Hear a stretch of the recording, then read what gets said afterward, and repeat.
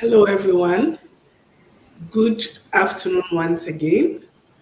This is your health chat that comes to you every last Friday of the month.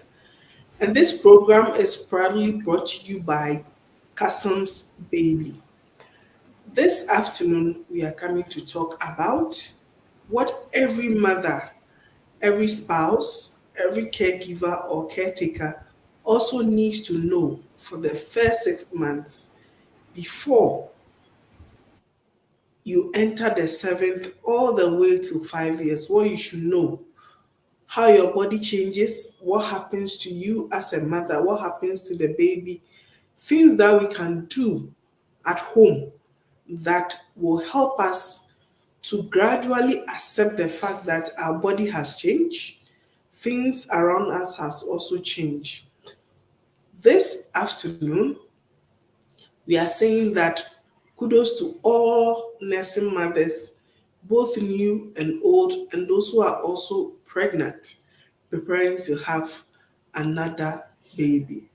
And this program will also help us to know the exact things when it changes, those ones which are normal, those ones which are abnormal. So I have a little food for thought for all my mothers and everybody watching me this afternoon that we should know. We are saying that your body changes after you give birth. Some are emotional, some are physical. There are others also we need to worry about, others we don't need to worry about it. And there are others we need to run and visit the facility or the health facility. There are others we have to also talk to our midwife or our doctor. There are signs that shows that this one is a complication after birth. Others, they are normal, which will gradually subside. We are also saying that every mother should try as much as she can to visit her postpartum checkups. So you have to visit your postpartum checkups from the one you deliver your baby all the way to 6 weeks. Those are the postpartum period. So from day one you deliver all the way to 6 weeks. Then also we are saying that you should talk to your midwife if there are any changes. You should talk to your doctor if there are any changes so that those ones that you think are normal, health wise, maybe they are not normal. Those ones which are abnormal, the needed support and care will be given to you so that we can all come together to have a healthy mother and a healthy baby. So, when baby comes out, there are some mothers, either is by assisted vaginal birth or cesarean section. So if assisted vaginal birth, it could be vacuum, it could be you being given an episiotomy, a gross one. So suturing will be done if there's episiotomy. So that place becomes sore and it needs to be treated as such. We encourage all mothers who have given birth and they gave them the episiotomy. We sit straight. We can have a pillow that we also sit on it. There's a round pillow that in the middle, it looks like a donut. There's a space in the middle. You can sit on it whilst you breastfeed your baby. If it's also cesarean birth, we are also saying that when you deliver the baby, pillows are advised to be on your tummy whilst you breastfeed your baby. So at the end of the day, episiotomy is painful because there are lacerations there. There are medications which will be given to you, which definitely you have to take your medications. Then from the episiotomy or cesarean birth or assisted vaginal birth or even normal vaginal birth without no episiotomy, definitely there are lacerations there. and those places also needs to heal. We are saying that you can do warm, safe bath. So the warm, safe bath is you having warm water, sitting in it for a while, especially if there is no episiotomy. If there is episiotomy, then we'll advise you splash warm water there so that at the end of the day, the place becomes more comfortable for you whilst you engage yourself.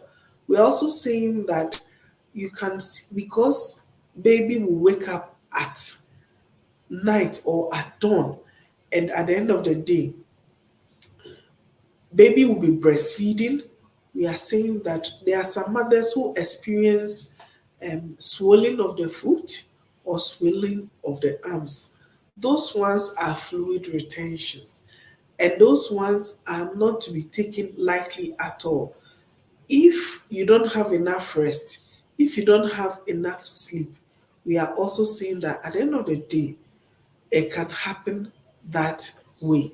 So we need a lot of rest and sleep, less stress, less worries, because at the end of the day, we are saying that we need you to be healthy. Then going forward, we are also saying that the mother, from the lower extremities, we are saying that she needs to put her feet on a stool while she breastfeed.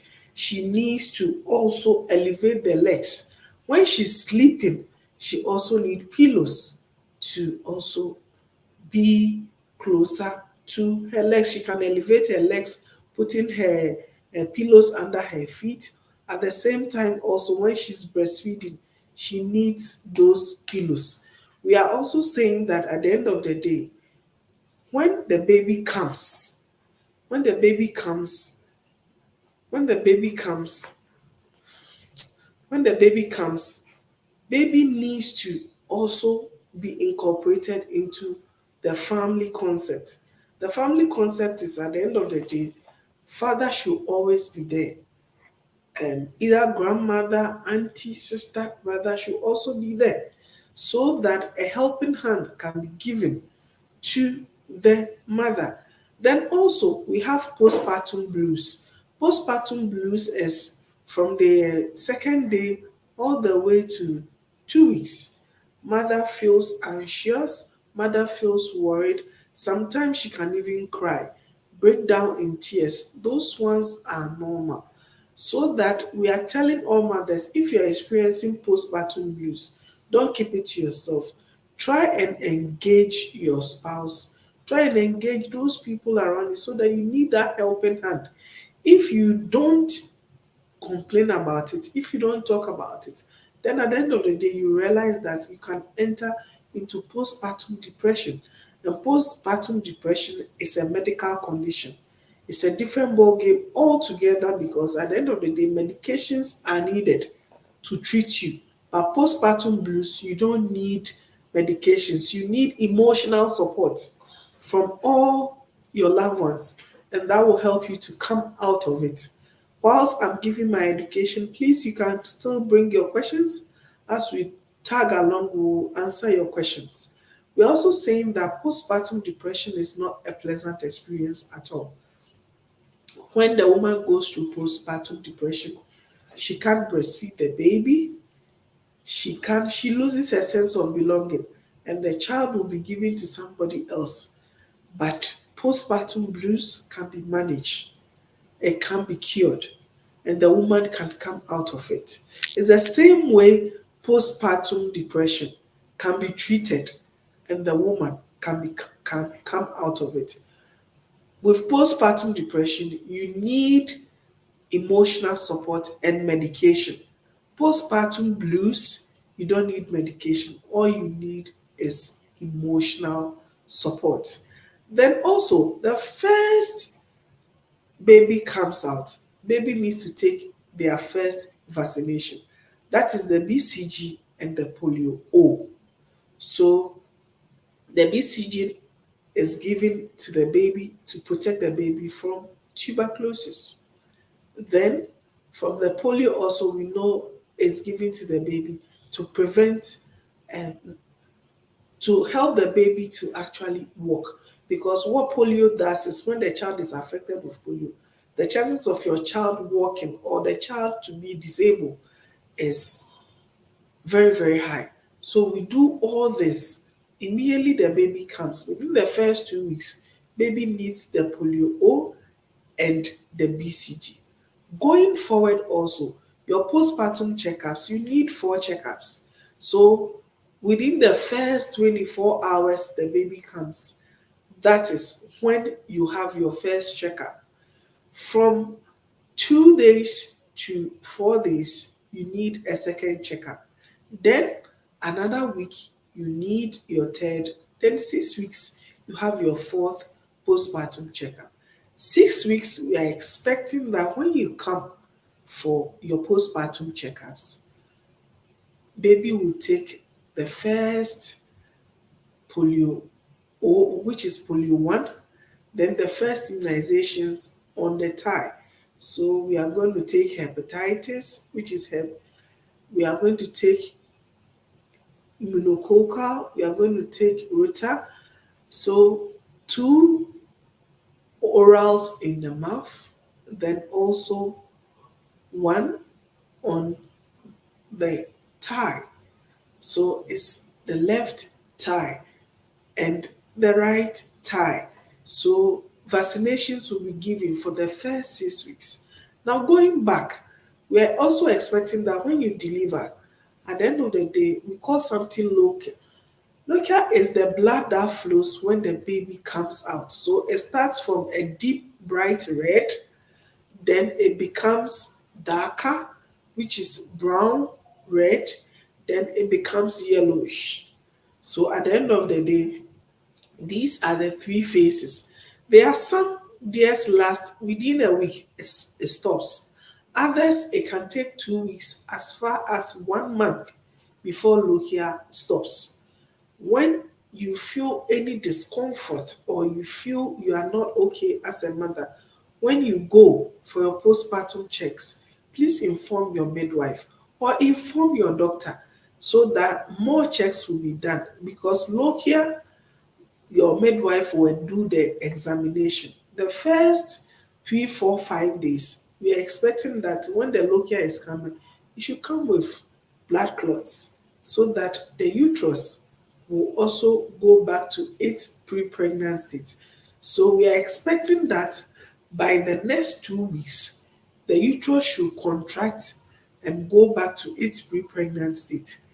If a cesarean birth, then by 6 weeks, we are expecting that your tummy should come down. At the same time, the uterus should also contract and go back to its pre-pregnant state. There are some mothers also, when they deliver, exactly 6 weeks, they start menstruating again. There are others also, they don't menstruate till they stop breastfeeding their children. So we are two different individuals. Some will menstruate exactly 6 weeks, others won't. But that doesn't mean that if yours is up to when you stop breastfeeding, you can't get pregnant. In between, maybe 1 year, maybe 6 months, maybe 8 months, you can equally get pregnant again, because after 6 months, when you stop the exclusive breastfeeding, baby helps you to stop, minimize the estrogen. You get more of prolactin, and still there will be balance between the estrogen and the progesterone. But when you stop the exclusive, that is after 6 months, you are telling us that you are ready to have another baby. So even though you are not menstruating after 6 months, you can equally get pregnant. Exclusive breastfeeding is encouraged from 0 to 6 months. On the screen, you see that when you are breastfeeding baby properly, baby needs to take the areola. That is our diagram A. You see the way baby's mouth is wide open. So when you look at it, it goes straight all the way through the trachea and straight to the stomach. But when you look at our diagram C and D, the C baby is just taking the nipple. And this is what happens. It doesn't go straight, it's just in the mouth. So you realize that diagram A and B, baby can suckle enough, then baby will get satisfied and baby can sleep and baby will grow nicely. But diagram C and D, baby will suckle a little bit and stop. You think baby is satisfied, you put baby down, baby will wake up and be crying because baby is not satisfied. Baby, all baby was doing was just sucking a lot of air more than the food. So we are saying that we encourage all mothers, just look at the diagram and look at it very, very well. A and B is the best way to breastfeed your baby. C and D is a no, no, no, no, no. So when baby is taking the breast, I'll take it again. Baby's mouth is wide open, touching the areola, not the nipple. The areola is the dark spot or the pink spot that you see on your breast. The nipple is just the opening, and the areola is where production of milk is. So when baby's mouth is wide open and pushes on the areola, a lot of milk is pumped and baby can have enough and get satisfied. When you look at diagram B and D, just look at the difference. You see the milk production site. Everything comes to the nipple because the nipple is the channel that the milk needs to flow. But when you look at diagram D, you see that the milk is still at the areola, but there's no enough milk at the nipple site. There's not enough milk at the nipple site. So you can see baby is just receiving small and a lot is accumulated at the areolar site, which is the milk production site. But when we look at diagram A and C also, you see baby's mouth for diagram C is not open. It's just small. But diagram A is wide open. So with this at the back of our mind, we'll say that every baby taking exclusive breastfeeding or doing a mother doing exclusive breastfeeding, we're expecting you to stick to diagram A and B. Then also the best time to breastfeed is at night from 10 p.m. all the way through dawn up to 4 a.m. That is when a lot of milk is being produced and baby can have enough and baby can get satisfied. So I have a question. I answer the question, then I'll continue my education. I'm a nursing mother of 7 weeks and I have vaginal itching. Cecilia, that's very good. Vaginal itching. So one, when you deliver your baby, are you still having lochia? Is lochia still flowing or not? If lochia is still not flowing, I know that when you delivered your baby, they gave you antibiotics for you to take. That's your pre-med when you deliver. But by 7 weeks, if still the itching, you can't control the itching, you need to go back to your midwife or your doctor to report the itching. So they'll ask you the color in case you are getting any vaginal discharge. They'll ask you of the color. They'll ask you if the odor of the discharge that is coming. Then the itching. The itching can be around the vaginal orifice or inside or both. So those are the questions they will ask. Then based on that, medications will be given. Then also in case they gave you episiotomy, don't forget to tell your midwife or your doctor that they gave you episiotomy. It can be at the site where they did the surgery. That's where the itching is. Those ones to medications are there which can be given. Okay, Celia is also saying that, please, my baby is 7 weeks. which fruit can I eat? Cecilia, you can eat any fruit of your choice. So we have our 4-star diet. So the fruit of your choice, you can eat. Any fruit of your choice, you can eat. We don't have preference of it. Rather, we will encourage that the first 6 weeks, 7 weeks, 8, all the way to 6 months, you need a lot of vitamin C. And the vitamin C, where will we get it from? We'll get it from our fruits. We need a lot of fiber also, so that when visiting the washroom, in case the first 2 3 days they gave you an episiotomy, you don't need to pull on exertion. No, you need free bowels, and it's only the fiber in the fruits and a lot of fluids that will help the poo should come out easily, so that you wouldn't force it to come out. So we want to avoid constipation when the first 2 3 days, possibility that a woman will constipate after birth is very high. It's very, very high. So we encourage that all mothers should also take in a lot of fruits, more fluids, and more vegetables, so that it will ease or it will stop that discomfort. We are also saying that mothers who went through cesarean section, now after your 6 hours, you'll be encouraged to take sips of water. Then after 12 hours, you can take light foods like light soup, like soft banku, like soft rice, anything that is soft for you to take. We encourage that. Early ambulation too is very good for both vaginal birth and cesarean section mothers, especially cesarean section mothers. We are saying that early ambulation is you getting up, trying to stand on your own, trying to take steps one after the other. It aids in healing at the incision site.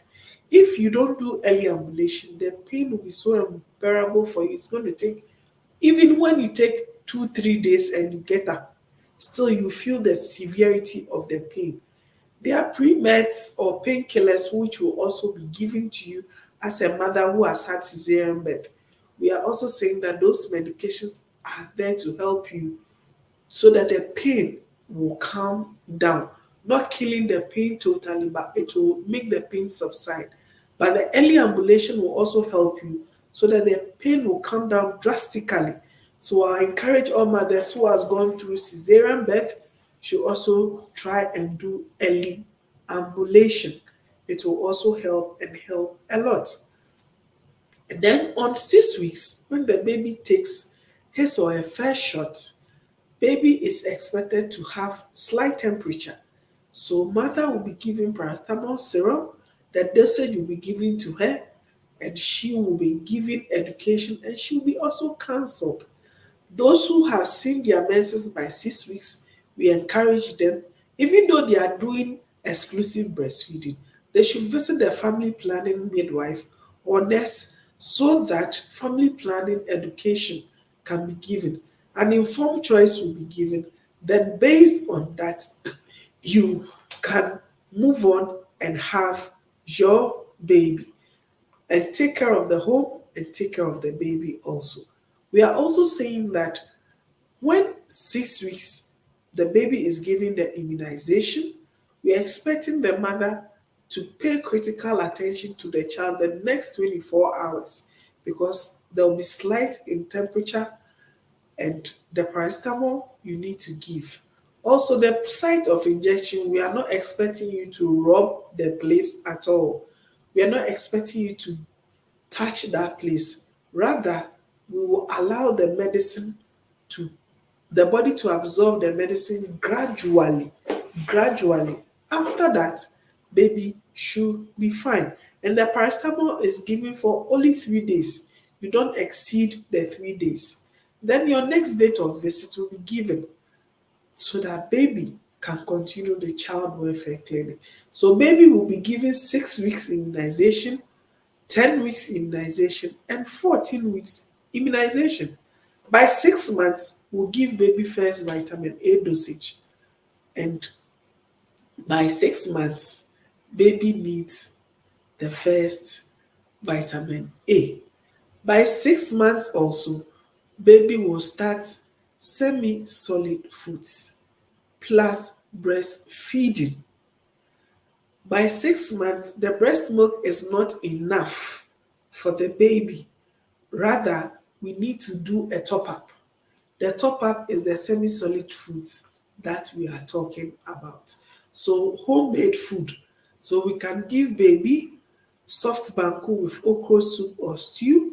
We can mash our yam with contomere or green leafy vegetables because we are making sure that baby's food will be rich in iron, will be rich in protein, and will be rich in carbohydrates, and will be rich in fruits and veggies.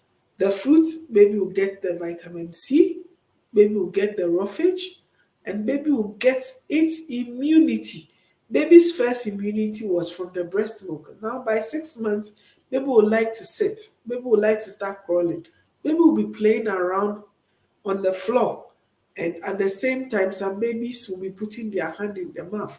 The child's immunity is very, very important to us. And the immunity the child will get from the food and the breast milk that we feed our children with. So our foods should be colorful. Baby should be fed in bits. So maybe 2 spoons of rice at a time. In the next, you add some fruits to it.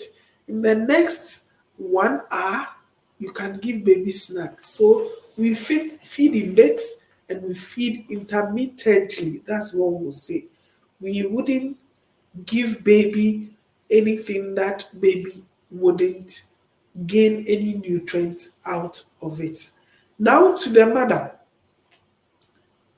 we are expecting that six by 3 months, you should be fit, you should be strong. But as a mother who has done cesarean birth, we will encourage that the first 3 months, you don't lift heavy things, which is heavier than your baby. So anything that you lift, the weight should be equivalent to your baby that you are carrying. It shouldn't be more than that because the wound needs to heal and heal properly. The wound around the uterus, the wound around the lower abdomen, where the incision site was done, we are expecting the wound to heal and heal properly before. So bear in mind, a mother who did vaginal birth for the first 3 to 6 months, you need to minimize lifting heavy loads, especially mothers who did cesarean birth also. The first 3 months, you don't need to lift something heavier than your baby. So please let's bear in mind. When you give birth, you become a different person altogether. Your baby is your cherished jewel. Paying much attention to your baby is very, very important. Having enough time with your baby is very, very, very important. Spending quality time with your baby is so important as a mother.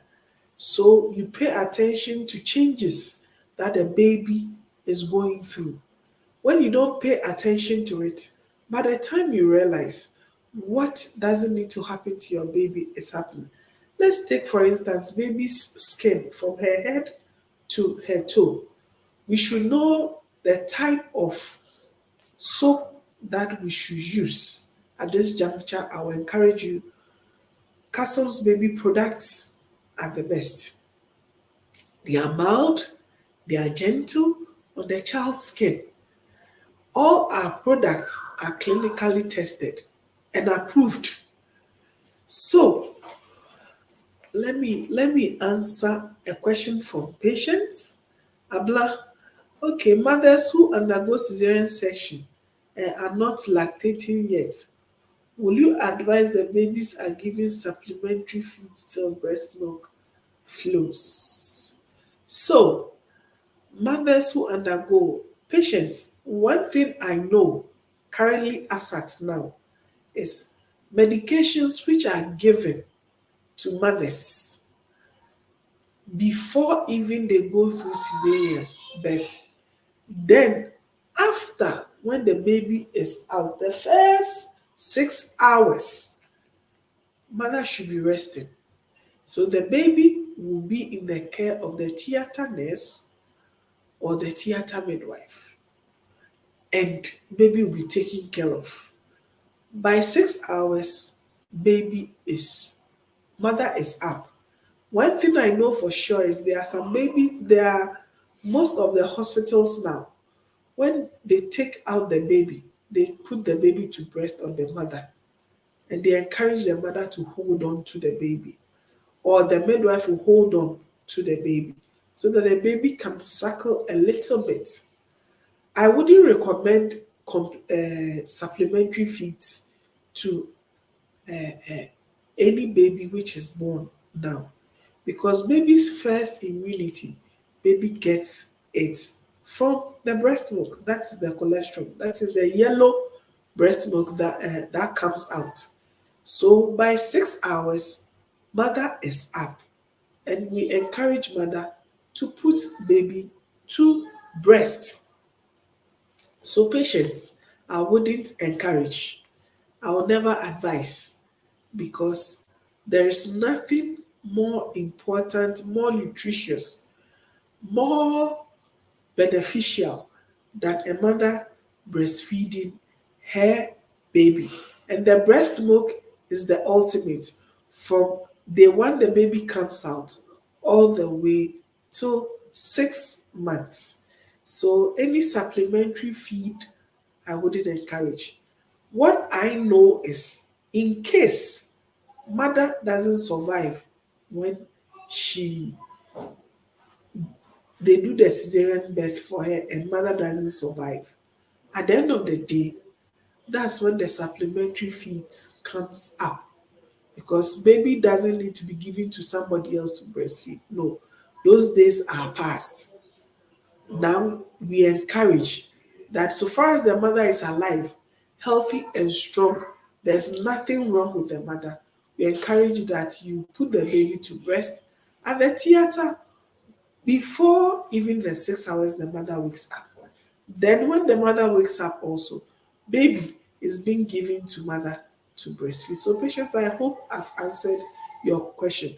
There are some rare cases which there are some mothers, they can never breastfeed their children. It's like the breast milk is not flowing at all, totally. They are they have done everything that they are supposed to do. Those ones are special cases. And baby needs to survive, baby needs to thrive, baby needs to grow. Those ones, the supplementary feeds are given. I know of a mother who gave birth. The child was a preterm baby, it was a girl, and the child came 7 months. So it was 3 months before time. The mother can squeeze just the breast milk that she gets is just a teaspoon. It got to a time even the breast milk was not coming. So that's when the supplementary feed needs to come in, because baby needs to thrive. And the child has been on supplementary feed till now. The breast milk is actually not flowing at all. It's not coming at all. So those are the real cases, those are the special cases. But if the mother doesn't have any issue, mother doesn't have any problem, mother doesn't have any medical condition, anything, and she's fine, we encourage that baby needs to be put to breast. Aside that, also, putting baby to breast, we encourage that you can also express. That is the top up.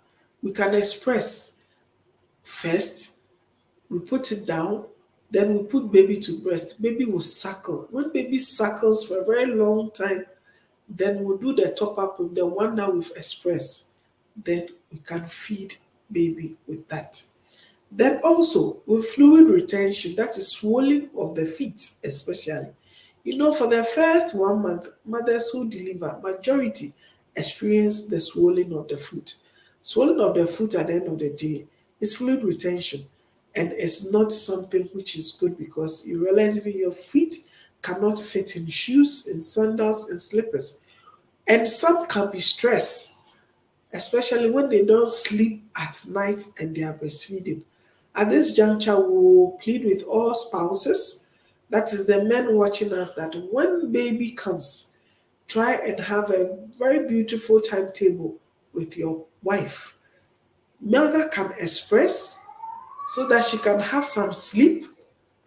Then, with this express breast milk, when baby wakes up, daddy can breastfeed the baby. Then, after baby sleeps and wakes up again, mother can pick the baby and breastfeed the baby. So these are some changes we can do back home so that the stress will calm down, so that BP wouldn't be going up, so that when mother comes for postnatal services, at the end of the day, the BP wouldn't go up.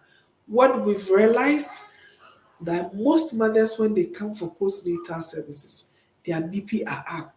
We let them relax, we let them take some time off for themselves for about 30 minutes. You recheck the BP is down. You do a lot of probing that. The mother will tell you that I couldn't sleep. Then you ask why. Said I was breastfeeding my baby throughout the night. And we have to also come for postnatal. So then we'll ask, are you living with your spouse? He said, yes, I'm living with my spouse. So then let's encourage the spouses to come on board so that they can also help the mother. So that's why we encourage that when you are coming for your postnatal checks, try and come with your spouse so that some of the education they can also learn from it. So I have Elizabeth. Fantastic presentation by, wow, indefeatable. Okay, Auntie Lizzie, I can see you. Yeah, yeah, yeah. Vice President of, yeah, Ghana Registered Midwives Association, Greater Accra. Thank you, Mommy. That is my president. Thank you very much. Auntie Lizzie, thank you so much. So I'll go on. We are also saying that all our mothers who have delivered, for the first 6 months is so crucial for them, psychologically, emotionally, physically, and financially, because the finance is comes in when the mother needs to take care of her well-being. She needs to eat, she needs to feed. Even though our maternity leave is 3 months, we are saying that for the first 6 months, mother needs to breastfeed exclusively. And if mother doesn't feed well or she doesn't eat properly, the 4-star diet, if she doesn't eat properly, at the end of the day, you will know that the breast milk that will come wouldn't be nutritious for the baby. That's when the finance comes in. So to our fathers watching us, please give us money, lots of money, so that we can go to the market, buy foods which are rich in iron, which are rich in vitamin C, which are rich in carbohydrates and protein, so that we'll prepare adequate quality diet, not the quantities, quality and adequate, so that we can eat, so that when digestion takes place, baby will get nutritious breast milk to feed on. Then also, physically, we are also saying that we as mothers are saying that we actually need the help of everybody around us. Even if we don't ask for it, we are saying that we need it. A mother who has given birth for the first 6 months is so crucial for her well being, for her mental health. Most mothers go through depression and they don't come out again, which is very bad. At least I know about 2 or 3 mothers who have gone through depression. By the time they came out, their children were almost 2 years. So you can imagine the first 6 months, the child was deprived of exclusive breastfeeding, because anytime they give the baby to the mother, either the mother will harm the baby or do something that is not supposed to be done for to the baby. And the breast milk was actually not even flowing anymore. Because any mother who is depressed it's so difficult for her to produce enough breast milk. Nutrition will come in, rest and sleep will come in, but she needs the mindset, because breastfeeding starts with the brain, interpretation to the body. When mother gets pregnant, the brain tells the breast or the mammalian gland there's a visitor in the uterus. The visitor will feed on you. So you have to prepare yourself. You have to be ready. So we realize that at the end of the day, the breast becomes ready. It becomes heavier than normal. It becomes ready to breastfeed the baby. Then also going along, there are mothers also who actually experience engorgement of the breast. Engorgement of the breast is when the breast becomes so swollen, so heavy, and so painful that the mother cannot even put the baby to breast. We are saying that we can apply warm compress on the breast. There are medications which can also be given so that it will ease the engorgement. It's not a good experience. And research has also shown that mothers who don't put baby to breast properly, babies who don't feed on the areola, than babies who feed on the nipple, those mothers experience engorged breast more. About 99% they experience the engorged breast. Those who feed on the areola, the mothers barely even experience engorgement of the breast. Then also we know that when baby is feeding, there will be nipple color changes. And this time we are saying that we can even apply shea butter. There are creams on the market that you can even apply on the nipple so that the nipple doesn't break. We are also saying that the best remedy is a local shea butter. A local shea butter we can apply on the nipple so that baby can breastfeed, so that the color changes also will minimize.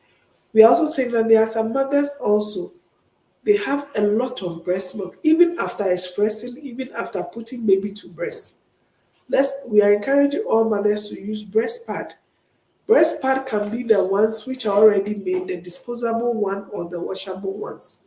Or you can even get a towel which is very heavy. You fix it around or on the breast, then you put it in your bra so that you wouldn't soil your clothes. We are also encouraging all mothers to put on broad strap bra so that it can hold the breast firm and it can prevent sagging. So the broad straps looks like, anybody who knows Anita bra, that's how the broad straps looks like. It needs to be broad, it needs to hold the breast and hold the breast firmly. We also have breastfeeding bra. It's not all mothers who can afford breastfeeding bra, but if you can, you can also go in for a breastfeeding bra, which is also good for the mother. We are also encouraging our mothers that after 6 weeks, you can return to your sexual life with your partner, but it should be comfortable for you as the mother. So the first 6 months, baby needs their immunization. The immunization is four. That is the one immediately after birth. That is the BCG and the polio. Then at 6 weeks, we have the ones that we give to the baby, two in the mouth, then two shots on the thigh. Then baby will go again for another 10 weeks, then another 14 weeks. So it's 4 weeks intervals. That's how it's done. And because baby will run temperature, we are saying that paracetamol will be given. And when paracetamol is given, at the end of the day, is baby is supposed to give 3 days. After 3 days, baby doesn't need paracetamol anymore. The immunizations also cites we are not supposed to wrap the place. Some babies do experience abscess when they are being given the immunization. Those abscess, please don't sit home. Rush your baby to the hospital.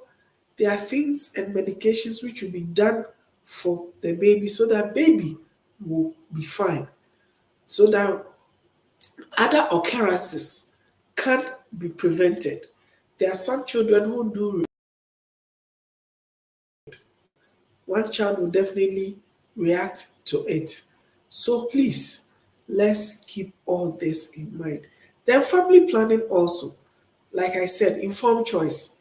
We have the hormonal and non-hormonals. So based on the education given, based on the advice given and the counseling, an informed choice will be done.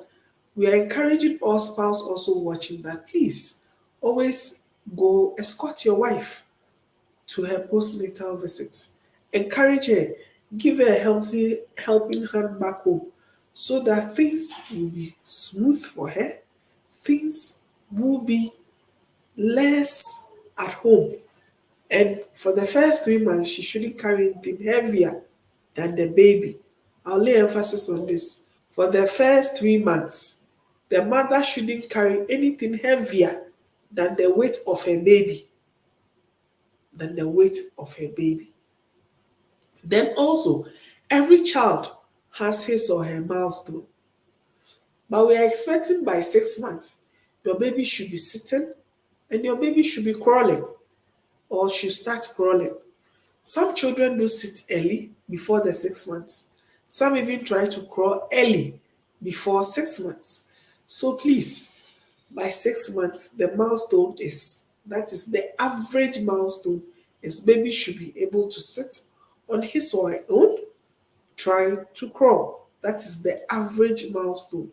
So by 6 months, if your baby is not sitting on his or her own, not trying to crawl, when you go to your child welfare clinics or immunization sessions, please inform the public health nurse or inform your midwife so that checks will be done.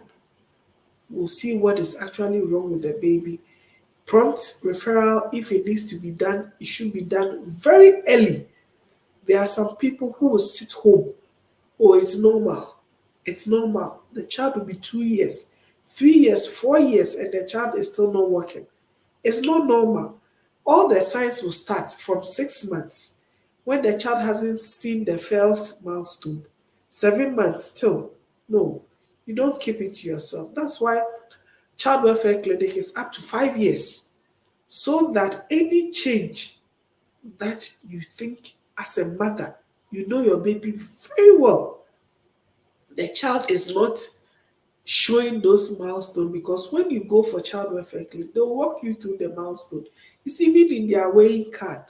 What each particular month, what we are expecting the growth should be, the height should be, what the baby should exhibit. If the child is not exhibiting all those things, please, we are saying rush your baby to the nearby clinic. Then there are some children who have tongue tie. Tongue tie is under the tongue.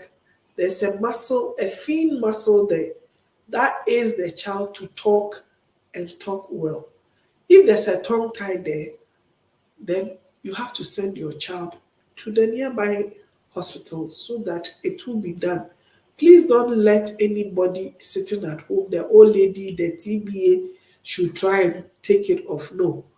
There are some, when you breastfeed the baby continuously, it will go off on its own. There are some, they need a minor surgical procedure, a minor one, surgical procedure, and they will just take it away for you. There are others, you don't need any minor surgical procedure. Just breastfeeding your baby continuously will take that thin muscle off. So it's best you always report anything which is unusual as a mother to your midwife. To the baby also, it's best you also report to your midwife or your public health nurse, because those people are your friend. They are the friend also to the baby. So they have that listening ear 24/7 for you, so that whatever the issues are, both of you can come on board and address the situation. We are also saying that mothers who have gone through episiotomy, for the first 5 days, please we only splash warm water there, because you go for your postnatal visits, your midwife will do the examination and make sure the place is healed totally before you can do your warm sick bath. If the midwife tells you the place has not healed, please don't do a warm sick bath, because the suturing which was done, all the thread can go off and that place can open again, and you have to go back and resuturing needs to be done. And resuturing is so painful, it's so unbearable. So we advise that you listen to your midwife. Also, changing of the pad because of the lochia is very, very important. The pads that we use are not soaking pads, but rather the pad should be the one that holds, lets you see the quantity of the lochia which is flowing. Some mothers can even bleed to death. That's why we recommend those pads that you use, not the ones that we use for our menses, but rather we have special pads for birth. Those ones allow you to monitor the number of blood flows that come. Either you are bleeding or is the normal lochia that is flowing. Then also all medications which will be given when you deliver, the post-meds that will be given to you, either through vaginal birth or through cesarean birth, we are expecting you to finish all the medications, including the ones you are even taking, your prenatals, before you even deliver. Those ones which are left, we are expecting you to take all those medications, because at the end of the day, all will help in aiding of healing of those lacerations, of the episiotomy, of the incision sites of cesarean birth. And we are also saying that every birth is important to us, either vaginal or through cesarean.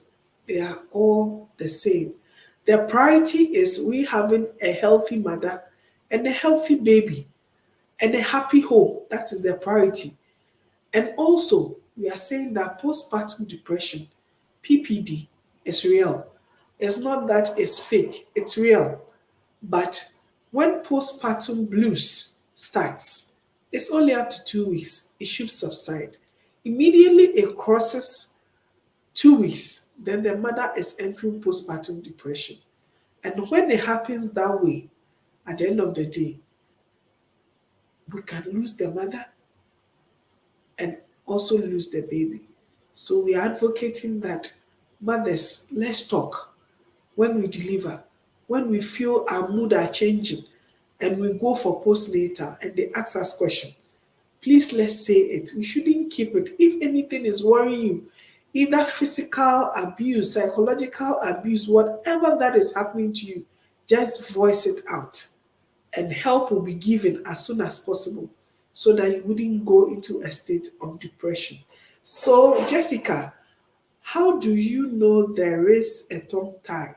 The midwife who circumcised my son cut his tongue after he was circumcised, but I learned when it's overcut, the child won't be able to talk. Yes, Jessica, why did she cut the tongue?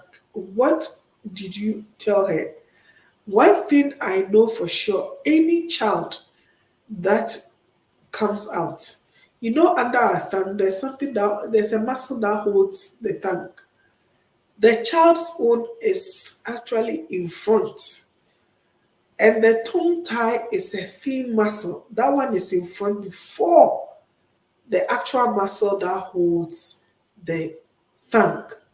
So that one is closer. Any child that has tongue tie, when the child cries, it's so difficult for the tongue to come up. When they have a way of crying, they cry so much that the tongue is able to raise. When the tongue is not raising, that means the child has a tongue tie. Because there's something aside the muscle that holds the tongue is holding that one too. So it suppresses the tongue lifting. Rather, the tongue will lie flat. And I think if the midwife is being trained to do that, fine, she can.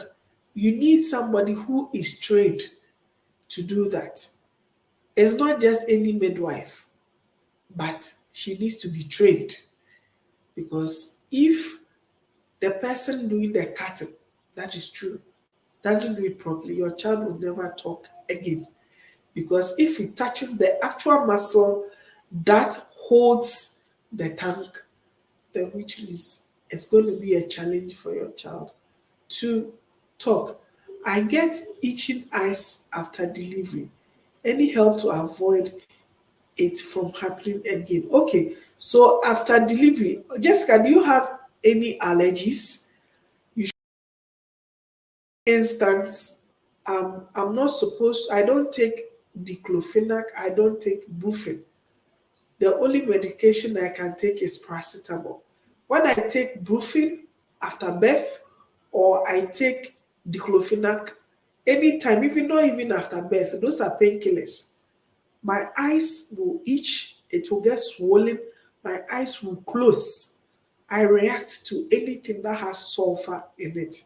So I know myself so well. So I have my allergies. So even before I go and deliver, I've already spoken to my midwife, I've spoken to my doctor, my allergies. So Jessica, you should know your allergies. There are allergies, and those allergies, they are in some of the medications. So if you don't tell them, I'm happy you are saying it now. So your next pregnancy, you should be able to tell your midwife what you experience.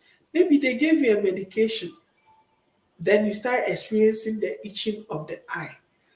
Okay, so Jessica, let's keep that one to mind. Then every pregnant woman, about 60 to 70% experience hemorrhoids when they are pregnant.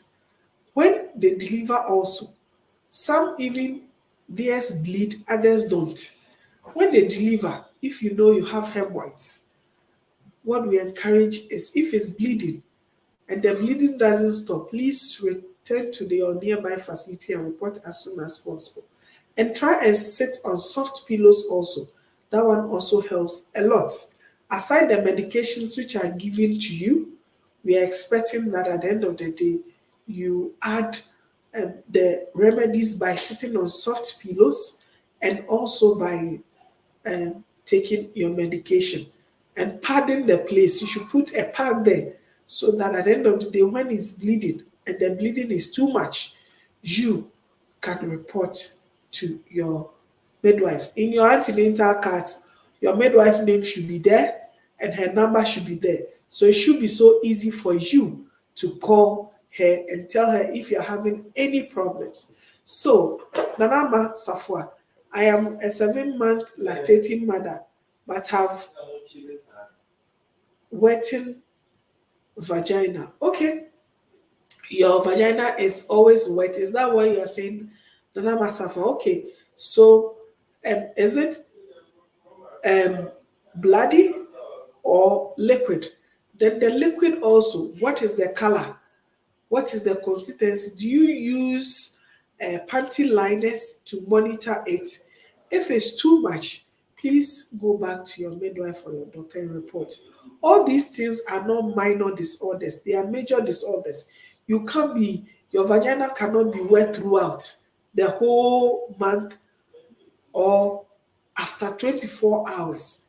It's either when you're ovulating and you see your ovulation fluid, those ones are normal. But if there is urine incontinence, like you can't control the urine, you have to report. If there's wetting vagina, you have to report.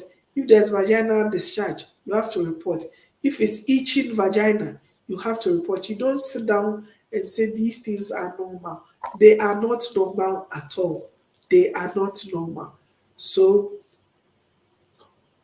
um, please report and let them take care of you. Medications will be done. They can even do a high vaginal swab for you to see what is causing the wetting of the vagina. so that what needs to be done, it should be done as soon as possible so that baby will be fine and you also will have that sound mind to take care of your baby. So thank you so much for coming our way today. We hope we've learned a lot and we'll share with our friends, we'll share with our working colleagues that the first 6 months is crucial as a mother and as a baby because it's mother and baby. Then also it's crucial for the woman's mental health or the mother's mental health. So the spouse needs to come on board, the family needs to come on board. Breastfeeding for the first 6 months is what we support. That is exclusive breastfeeding. Also, after 6 weeks, you can equally get pregnant again because ovulation has started, you started laying eggs, and you can get pregnant again. So if you know you are not ready to get pregnant now, visit your family planning nurse so that you can have an informed choice done. Things that happen to us as mothers, some are minor, some are major. Anything you don't understand, feel free and call your midwife. Discuss with her. If it's minor, she'll give you education on the phone. If it's major, she'll ask you to come to the facility and seek medical help, which is very, very important. From Kasim's baby, we say thank you so much for watching us. We'll come your way again next month to have a wonderful chat with your only midwife expert, Midwife Ruby. Bye.